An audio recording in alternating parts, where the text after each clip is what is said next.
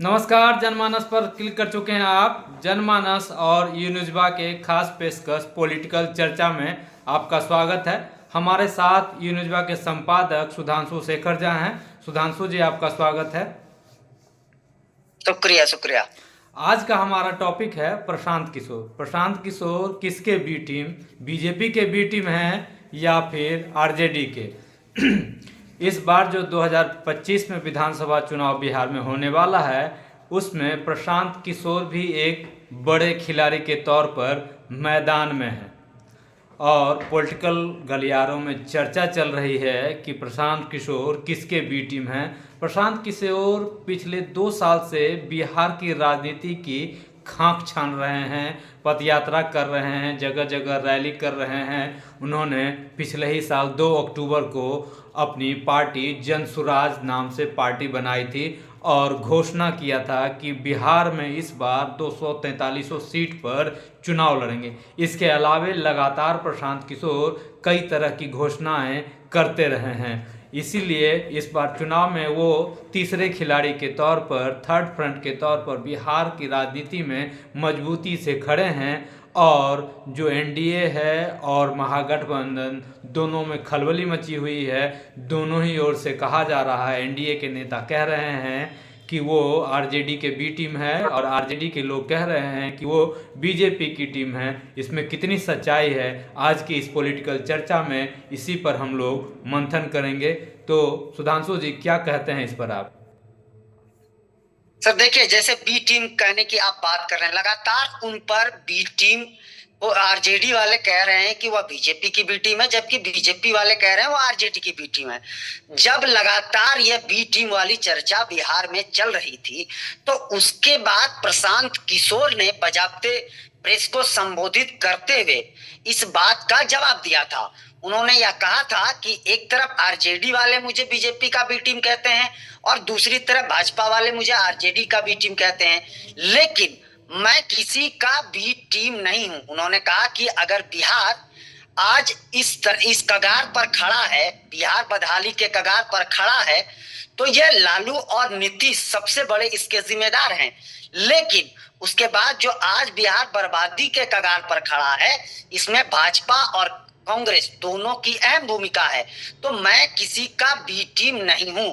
उन्होंने यह खुले तौर पर कहा था, बी टीम उसी पार्टी का होता है जिस पार्टी का कोई वर्चस्व होता है, लेकिन बिहार में भाजपा का कोई ना वर्चस्व है ना ही नेता है, तो मैं भाजपा का बी टीम कैसे बन सकता हूं? इन सब ने मिलके बिहार को अब तक बर्बाद किया है और इन लोगों को अब लगने लगा है कि मैं अब बिहार के लोगों के लिए एक बहुत कुछ ऑप्शन बनकर आया हूं। तो मैं बी टीम किसी का नहीं बन सकता हूं, मैं जनता का बी टीम हूं, यह प्रशांत किशोर ने कहा था। लेकिन अब भी उनके ऊपर जो है लगातार आरोप लग ही रहे हैं। पिछले दिनों आपने देखा होगा कि जब बीपीएससी के अभ्यर्थी का जो आंदोलन चल रहा था, जिसमें प्रशांत किशोर अगुवाई कर रहे थे, और उस अगुवाई में जब छात्रों पर लाठीचार्ज हुआ था तो प्रशांत किशोर निकल गए थे। उसके बाद पप्पू यादव ने यह खुले तौर पर कहा था कि प्रशांत किशोर जो है वह भाजपा वाले के बी टीम है, और उन्होंने यह सवाल भी पूछा था, आप बताइए कि आप नीतीश के बी टीम है या भाजपा की बी टीम है। हालांकि इस पर उनकी कोई प्रतिक्रिया नहीं आई। तो यह सवाल मैं आपसे भी यही सवाल करता हूं, क्योंकि आप बिहार में मौजूद हैं, तो बिहार की राजनीति को आप अच्छी तरीके से परख सक रहे हैं। तो आप बताइए, आपको क्या लगता है कि प्रशांत किशोर पर जो ये आरोप लग रहा है, इसमें कितनी सत्यता हो सकती है? देखिए, प्रशांत किशोर की राजनीति में एंट्री 2015 में ही हो गया था, जब नीतीश कुमार बीजेपी से अलग हुए थे और लालू के साथ मिल गए थे। उस वक्त महागठबंधन बनाना, महागठबंधन का आइडिया देना प्रशांत किशोर का ही था। और प्रशांत किशोर ने ही लालू नीतीश की मुलाकात करा के, दोनों में गठबंधन करवा के फिर बीजेपी के खिलाफ माहौल बनवाया, चुनाव प्रचार की सारी रणनीति बनाई और फिर बीजेपी महागठबंधन को जबरदस्त जीत उन्होंने दिलवाया। 2015 में ही उनकी एंट्री हो गई थी। 2015 के बाद उनको जेडीयू में उपाध्यक्ष बनाया गया। तो देखिए, जो जेडीयू में उपाध्यक्ष बनाया गया, उसे लेकर कैबिनेट मंत्री का भी ये दिया गया था। उसे लेकर तेजस्वी लगातार निशाना साध रहे हैं कि पहले जेडीयू वाले और बीजेपी वाले ये बताएं कि जो जेडीयू में प्रशांत किशोर को उपाध्यक्ष बनाया गया था, उसमें कहा गया था कि कई बार नीतीश ने ये खुले मंचों से कहा कि अमित शाह ने मुझे बोला और मैंने इन्हें पार्टी में एंट्री दे दी। तो लगातार तेजस्वी यादव यही पूछ रहे हैं कि ये तो खुले मंच पे सब जानते हैं कि अमित शाह की पैरवी पर जेडीयू में शामिल हुए थे प्रशांत किशोर, तो वो किसके बी टीम है, ये बात है। जहां तक बी टीम की बात है तो वो किसी के बी टीम क्यों होंगे, जब राजनीति के मैदान में आए हैं तो वो चुनाव लड़ेंगे। लेकिन वो किस पार्टी का वोट काट रहे हैं, किसका वोट, महागठबंधन का वोट काट रहे हैं, एनडीए का वोट काट रहे हैं, इस पर बहुत कुछ निर्भर करता है। इसे लेकर देखिए प्रशांत किशोर अगर तेजस्वी यादव आरोप लगा रहे हैं तो वो जायज। ये बिहार में माना जाता है कि मुस्लिम और यादव वोटर जो हैं वो तेजस्वी यादव, लालू यादव और कांग्रेस के साथ इंटैक्ट है। इस बार प्रशांत किशोर ने बहुत बड़ी घोषणा कर दी है मुस्लिमों को लेकर के। वहाँ प्रशांत किशोर का कहना है या मानना, और कई राजनीतिज्ञों का भी मानना है कि जहाँ पर यादव प्रत्याशी देता है आरजेडी और वहाँ का जो मुस्लिम बहुल प्रत्याशी है, मुस्लिम जो ये है मतदाता है, वो यादव को वोट तो देता है, लेकिन जहां पर मुस्लिम कैंडिडेट आरजेडी खड़ा करता है वहां पर मुस्लिम का वोट उसे मिलता है, लेकिन जो आरजेडी का यादव का वोट है वो उसे वहां पर नहीं मिलता है। इसी चीज को लेकर प्रशांत किशोर ने कहा कि जहां जहां आरजेडी के तरफ से यादव कैंडिडेट खड़ा किया जाएगा वहां पर हम मुस्लिम कैंडिडेट देंगे। तो ये चीजें जो है इसे लेकर अब कह सकता है कि तेजस्वी के राजनीति में खलबली जरूर है। अगर तेजस्वी यादव कैंडिडेट देंगे और यहाँ पर वो प्रशांत किशोर मुस्लिम कैंडिडेट देंगे तो कहीं ना कहीं जो तेजस्वी यादव और आरजेडी का वोट है वो तो इसमें टूटेगा ही टूटेगा। इसलिए तेजस्वी यादव लगातार कह रहे हैं। दूसरी बात एनडीए की तरफ से जो कही जा रही है वो इसलिए कि एनडीए का जो कोर वोटर है, एनडीए का कोर वोटर जो नीतीश ने जो बिहार में एक अपना कोर वोटर बनाया है वो पिछड़ा और अति पिछड़ा है। तो लगातार पिछड़ा, अति पिछड़ा और शराबबंदी और कई फैसले लेकर नीतीश कुमार ने जैसे साइकिल योजना, लड़कियों को साइकिल दिया था, शराबबंदी किया, तो महिलाओं को लेकर वो फोकस रहे हैं चीजों पर। तो प्रशांत किशोर ने सीधे सीधे कह दिया कि जिन महिलाओं को लेकर इतनी सारी चीजें हो रही हैं उनका प्रतिनिधित्व विधानसभा में नहीं के बराबर है, इसीलिए इस बार जनसुराज 40 महिलाओं को मैदान में उतारेगा। तो ये हो गया, और इसी तरह से इसी अनुपात में वो अति पिछड़ा को भी देने जा रहे हैं। तो देखिए प्रशांत किशोर की रणनीति साफ है। वो एक तरफ से जहां आरजेडी मजबूत है वहां आरजेडी को कमजोर करने की तैयारी में है आरजेडी का वोट, और जिस क्षेत्र में एनडीए मजबूत है वहां पर एनडीए को। इसीलिए दोनों तरफ से एक ही चीज कहा जा रहा है कि वो बीजेपी के बी टीम है और वो आरजेडी के बी टीम है। सुधांशु, एक चीज सर सवाल एक आ रहा है कि जिस तरीके से उन्होंने पार्टी का निर्माण किया तो उसमें भी उन्होंने जातिगत समीकरण को पार्टी के अंदर भी रखा है। आप देख पा रहे होंगे कि जैसे MY समीकरण पे आरजेडी काम करती है, तो उस तरीके से प्रशांत किशोर ने जो पार्टी बनाई है जनसुराज, उसमें भी इस समीकरण को प्राथमिकता दी गई है। तो क्या आपको लगता है कि MY समीकरण का काट जो है वो प्रशांत किशोर ने जो तैयार किया है उसे लेकर तो तेजस्वी यादव कहीं ना चिंतित हैं? देखिए प्रशांत किशोर क्या अभी तक जो राजनीति में चल रहा था वो जातीय समीकरण को चल रहा था, वो फलाना जात, ब्राह्मण, यादव, मुस्लिम। अब क्या है, अब एक नए तरीके की राजनीति की शुरुआत होने जा रही है और उसकी शुरुआत लगभग हो चुकी है। अब यादव हैं तो यादव में किस कैटेगरी के हैं, अब यादव में भी बहुत सारे हैं। मुस्लिम हैं तो मुस्लिम में किस कैटेगरी के, कोयरी कुर्मी है तो उसमें किस, जो जातियों में जो वर्गीकृत हैं, अब उस लेवल पे राजनीति इंटर करने जा रही है। इसलिए वो रणनीति बना रहे हैं प्रशांत किशोर की इसी के तहत जिनको वंचित रखा गया है। और देखिए अभी तक अगर देखेंगे आप तो जो वोटिंग परसेंट जी जी 30-40% एक पार्टी, एक गठबंधन को, 30-40% एक गठबंधन को, तो कुल मिलाकर 80% ही हुआ भी। लेकिन जो 20% है जो किसी हाँ को वोट नहीं देता है, उसको अपने पाले में करने की कोशिश की जा रही है। अगर उसको प्रशांत किशोर अपने पाले में कर लिए, उसके अलावा दोनों की तरफ से थोड़ा थोड़ा अगर वोट सेंध मार लिए, तो वो निकल जाएंगे। इसीलिए वो बी टीम का कह रहा है। लेकिन अब वो तो कई बार खंडन किए हैं, राजनीति में तो बयानबाजी चलती ही रहती है। हाँ हाँ। तो आपको क्या लगता है कि प्रशांत किशोर बिहार विधानसभा चुनाव जो होंगे नवंबर में, उसमें ज्यादातर किसको नुकसान पहुंचाएंगे?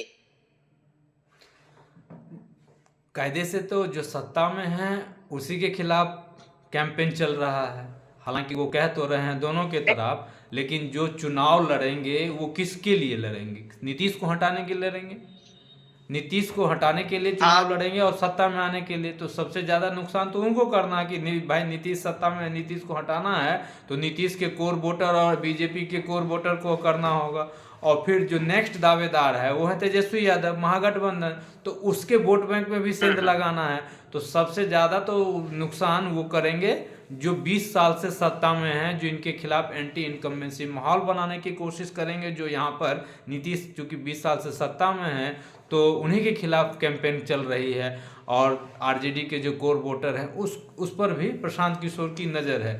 प्रशांत किशोर ने चैलेंज किया था, जो पिछली बार 4 सीटों पर विधानसभा का जो उपचुनाव हुआ था, उसमें उन्होंने कहा था कि ये सेमीफाइनल होगा और इसी में जब हम 100% रिजल्ट लाकर आपको दिखाएंगे तो आप समझ जाएंगे कि हम जो अगली बार सत्ता में आने का बात कर रहे हैं, सत्ता में आने का दावा कर रहे हैं, उसमें कितनी सच्चाई है। हालांकि उस दावे से तो प्रशांत किशोर पिछड़ गए। वहाँ 4 सीटों में से एक भी सीट प्रशांत किशोर के हाथ नहीं आई, जबकि रनर भी नहीं रहे। 3 सीट पर वो तीसरे नंबर पर रहे और 1 सीट पर चौथे नंबर पर रहे, लेकिन अपनी उपस्थिति तो दर्ज जरूर करवाई।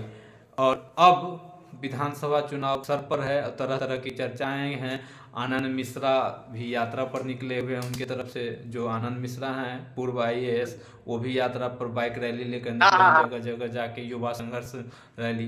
तो देखिए, प्रशांत किशोर का क्लियर कट फंडा है, दलित, महिला, मुस्लिम पर ज्यादा फोकस किए हुए हैं, क्योंकि मुस्लिम में ही है यही कि मैं पूछ रहा था। उनके पास ऑप्शन नहीं है और वो बीजेपी को दे नहीं सकते हैं, तो क्या करेंगे? मजबूरी में कांग्रेस और आरजेडी के गठबंधन को देना है।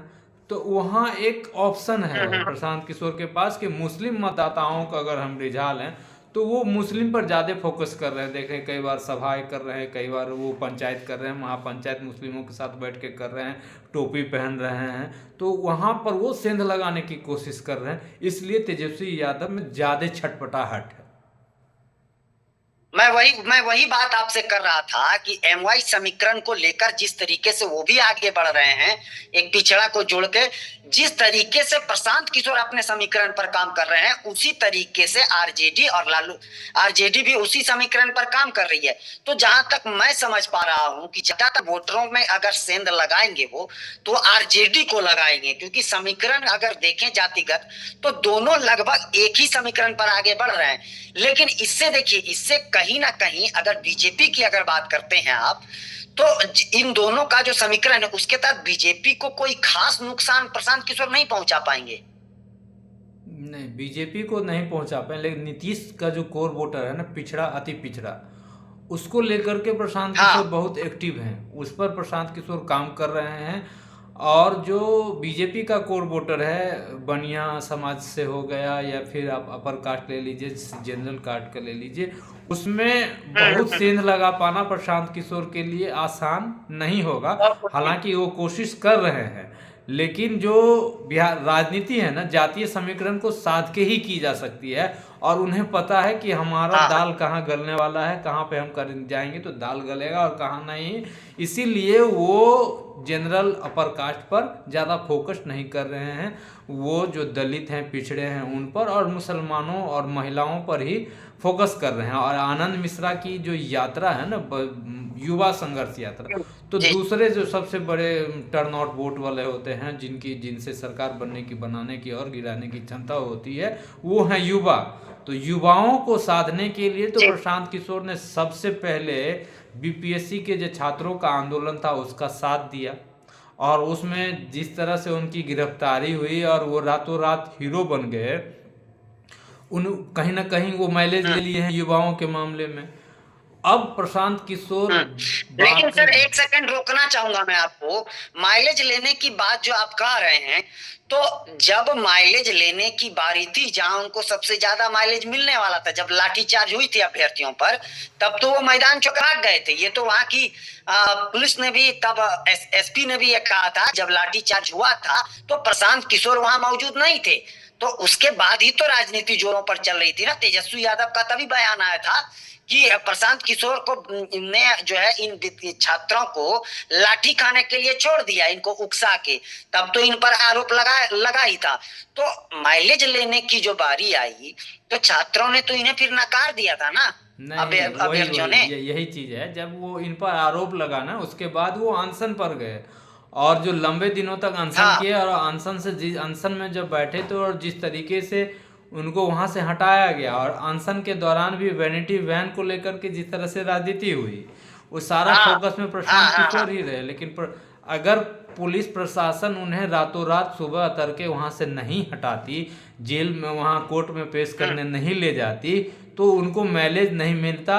लेकिन जिस तरह से पुलिस ने कार्रवाई की, उससे उनको माइलेज मिला, और इसका फायदा उनको हो सकता है चुनाव में जरूर मिले। और इसी को भुनाते हुए जो मोमेंटम बना है, उसी मोमेंटम को बनाए रखने के लिए प्रशांत किशोर ने आनंद मिश्रा को बाइक रैली के लिए पूरे बिहार में घूमने के लिए भेजा है। तो युवाओं पर उनका ज्यादा जी जी फोकस है, महिलाओं पर फोकस है, और मुस्लिम वोटरों पर फोकस है, और अति पिछड़ों पर। ये चार चीजों पर फोकस है, और ये जिनके वोट बैंक हैं उनमें तो खलबली होगी ही, और वो बी टीम की बात तो करेंगे ही। हाँ हाँ।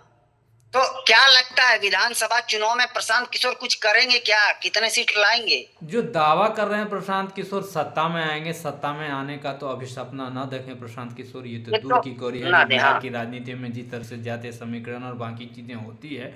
लेकिन हाँ, जी दोनों ही गठबंधन को, महागठबंधन और एनडीए, दोनों को डेंट वो जरूर करेंगे।